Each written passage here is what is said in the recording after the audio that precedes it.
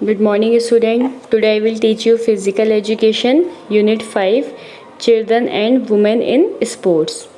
तो पहले हम पढ़ेंगे मोटर डेवलपमेंट क्या होता है. Motor development only happens when the child is biologically and mentally ready for it.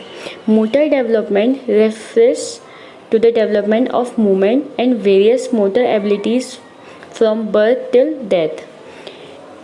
It is the ability to move around and manipulate his/her environment. There are 4 stages of motor development in children: infanthood 0-2 years, early childhood 2-6 years, middle childhood 7-12 years, and later childhood 12 years and later. इसका मतलब क्या है? जो आपका motor development है, इसका मतलब क्या है? मोटर विकास केवल तब होता है जब बच्चा जैविक और मानसिक रूप से इसके लिए तैयार होता है. मोटर विकास मतलब जन्म से मृत्यु तक आंदोलन और विभिन्न मोटर क्षमताओं के विकास से है. यह उसके चारों ओर घूमने और उसके पर्यावरण में हेरफेर करने की क्षमता है. बच्चों में मोटर विकास के 4 चरण हैं. इन्फेंटहुड 0-2 ईयर्स, प्रारंभिक बचपन 2-6 ईयर्स, मध्य बचपन 7-12 ईयर्स, बाद में बचपन 12 वर्ष और उसके बाद होता है.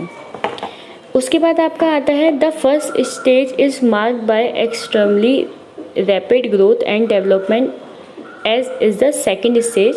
By the age of 2 years, this development has begun to level out somewhat.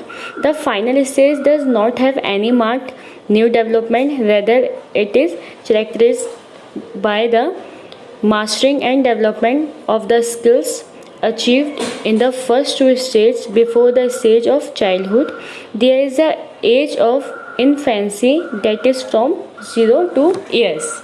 इसका मतलब ये है कि जो पहला चरण होता है वह अत्यंत तीव्र वृद्धि और विकास द्वारा चिन्हित है, जैसा कि दूसरा चरण है. 2 साल की उम्र तक यह विकास कुछ हद तक बाहर शुरू हो गया है. अंतिम चरण में कोई नया विकास नहीं होता है, बल्कि पहले 2 चरण में प्राप्त कौशल के माहिर और विकास की विशेषता है. बचपन के चरणों से पहले शिशावस्था की उम्र होती है, जो 2 साल से होती है. उसके बाद आता है टाइप्स ऑफ मोटर डेवलपमेंट. तो इसके 3 टाइप्स होते हैं. 2 types of motor development skills. Gross motor development. This development uses the larger muscles of the skeleton और groups of larger muscles of maintain posture and balance for activities such as throwing a ball, walking, running and hopping. उसके बाद आता है fine motor development. This development uses the smaller muscles of the hand, feet and face for more precise activities such as eating, speaking, playing with toys and eventually writing. इसका मतलब होता है कि जो टाइप्स होते हैं मोटर डेवलपमेंट के, वो होते हैं मोटर विकास के प्रकार. 2 प्रकार के मोटर विकास कुशल हैं. सकल मोटर विकास. यह विकास कंकाल या बड़ी मांसपेशियों के समूह का उपयोग करता है ताकि गेंद फेंकना, चलना, दौड़ना और होपिंग जैसी गतिविधियों के लिए मुद्रा और संतुलन बनाए रखा जा सके. ठीक मोटर विकास. यह विकास खाने, बोलने, खिलौने के साथ खेलने और अंत लिखने जैसी अधिक स्टिक गतिविधियों के लिए हाथ और पैर और चेहरे की छोटी मांसपेशियों का उपयोग करता है.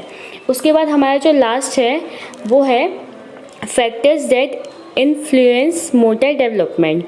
The development and qualities of a child's motor skills are influenced by many factors. These include: first है हमारा tone is refers to the ongoing contraction and stage of the muscles at rest.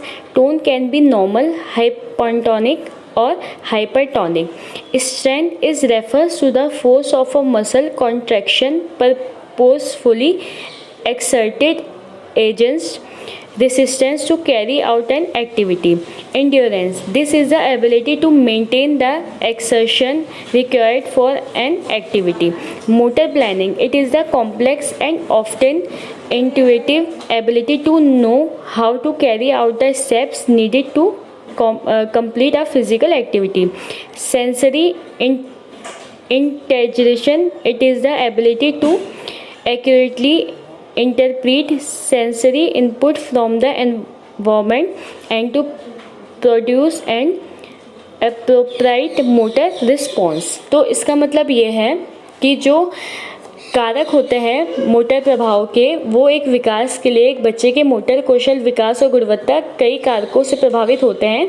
इनमें शामिल है tone, यह वर्तमान में चल रहे संकुचन और आराम की स्थिति को संदर्भित करता है। टोन सामान्य हाइपोटोनिक या हाइपरटोनिक हो सकता है। शक्ति, यह एक गतिविधि को अंजाम देने के लिए प्रतिरोध के खिलाफ जानबूझकर पेशी संकुचन के बल को संदर्भित करता है।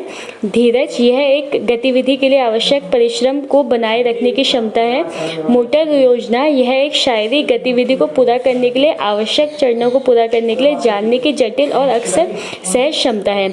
संवेदी एकीकरण, यह पर्यावरण से संवेदी इनपुट की सटीक व्याख्या करने और एक उपयुक्त मोटर प्रतिक्रिया उत्पन्न करने की क्षमता होती है। Thank you.